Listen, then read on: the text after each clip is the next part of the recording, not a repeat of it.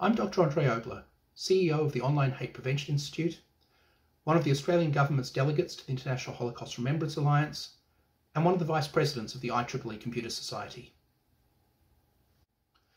In this video, I want to share some pledge ideas with you for tackling the growing problem of online anti-Semitism.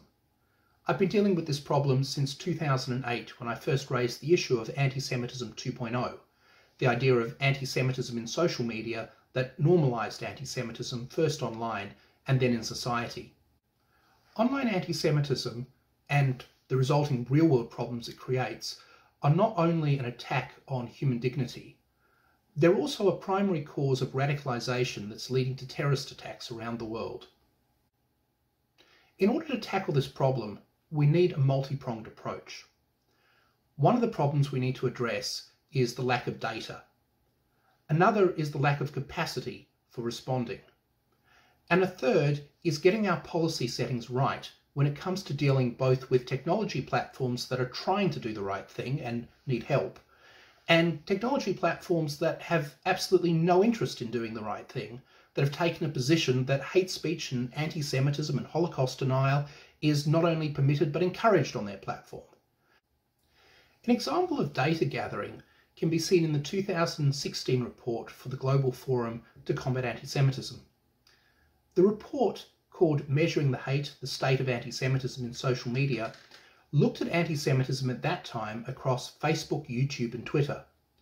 It's based on software that allowed users to report instances of anti-Semitism on these platforms, and then the software allowed the data to be collated.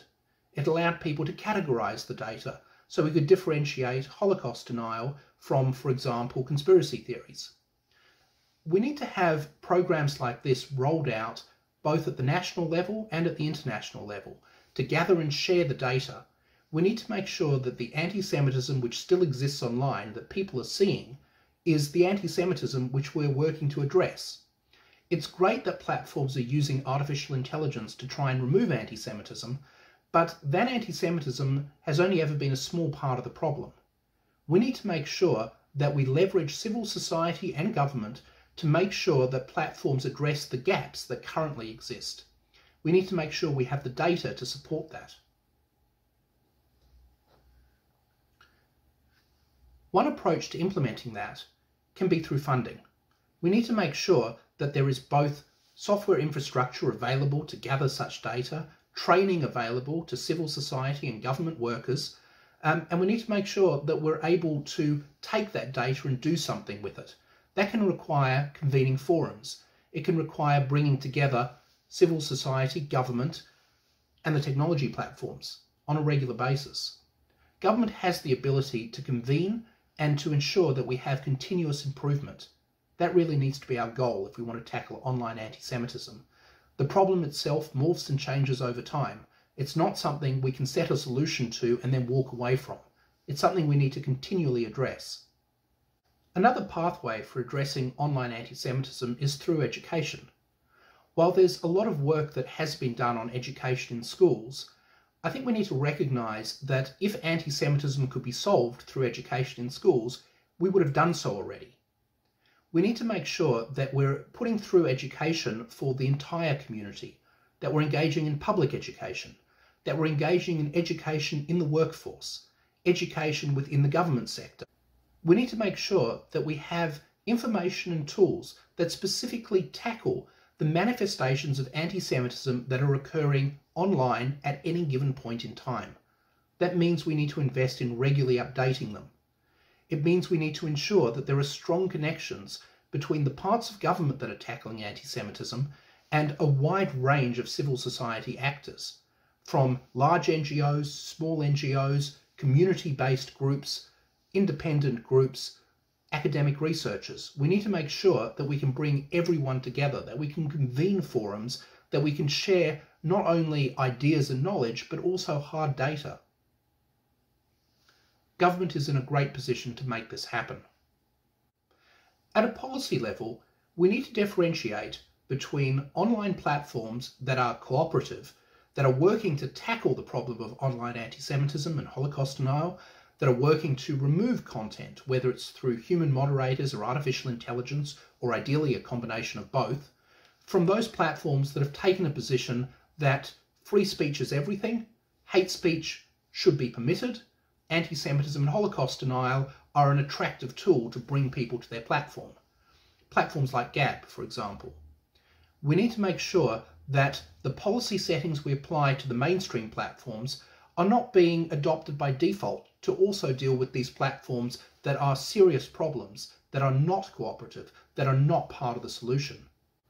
One of the approaches governments could use is to condition advertising spending from across the government sector on commitments from platforms to do a reasonable effort in tackling anti-Semitism and Holocaust denial within that country.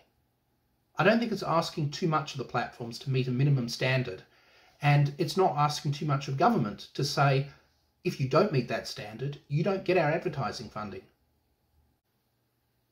The final point I want to raise relates to capacity building. We need to recognise that tackling online anti-Semitism requires not only special tools, but special skills.